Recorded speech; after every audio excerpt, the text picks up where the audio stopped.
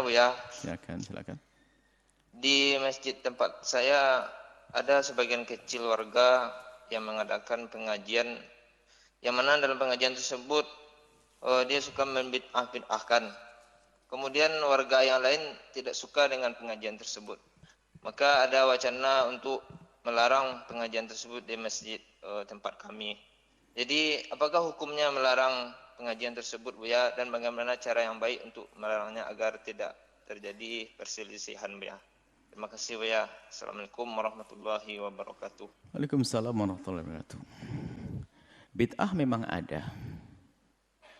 Bid'ah memang ada, Nabi menyebutkan ada bid'ah.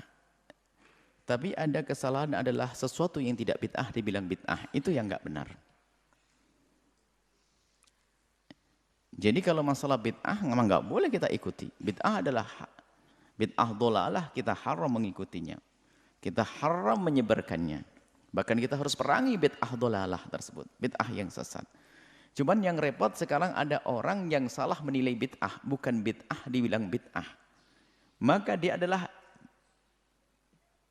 penuduh bid'ah, bukan ahli bid'ah dia.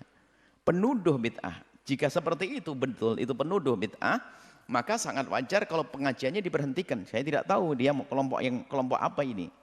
Jika membid'ahkan amaliyah-amaliyah selama ini dilakukan oleh masyarakat, menghadiahkan pahala, atau yang sering disebut istilahnya tahlil, kemudian maulid Nabi, yang maknanya adalah bagaimana mengajarkan umat agar kenal, mengagungkan lalu mengikuti Nabi dengan sebuah kebiar lalu dikatakan bid'ah. Berarti dia penuduh bid'ah. Menuduh orang berzina saja sudah dosa, apalagi menuduh orang bid'ah. Maka dia perlu membuat kerusakan di muka bumi. Sebab yang bukan bid'ah dikatakan bid'ah. Yang bukan, maka kalau orang semacam itu dibubarkan pengajiannya wajar, dia membuat kerusakan di muka bumi. Amalan-amalan yang baik mendekatkan umat kepada Rasulullah. Bagaimana mengajar umat agar punya bakti pada orang tua dengan berdoa kepada orang telah meninggal dunia. Dikumpulkan agar ada silaturahim, ada sedekah, ada doa. Itu semua syar'i dikatakan bid'ah. Lah kalau memang orang yang semacam itu ya wajar dibubarkan karena dia membuat kerusakan. Dan lihat kalau memang model manusia nggak bakal mesra. Satu masjid ada satu orang seperti itu, lihat gelisah, gundah, membuat kerusakan, membuat hati berantakan, hati bermusuhan. Maka wajar saja kalau seperti itu. Saya nggak tahu. Maka ini perlu dicek kembali kelompok apa sih itu. Jika kelompok-kelompok yang suka menuduh orang lain bid'ah sementara itu bukan bid'ah, maka dia penuduh berat. Dia penjahat berat karena nuduh bukan bid'ah sebagai bid'ah.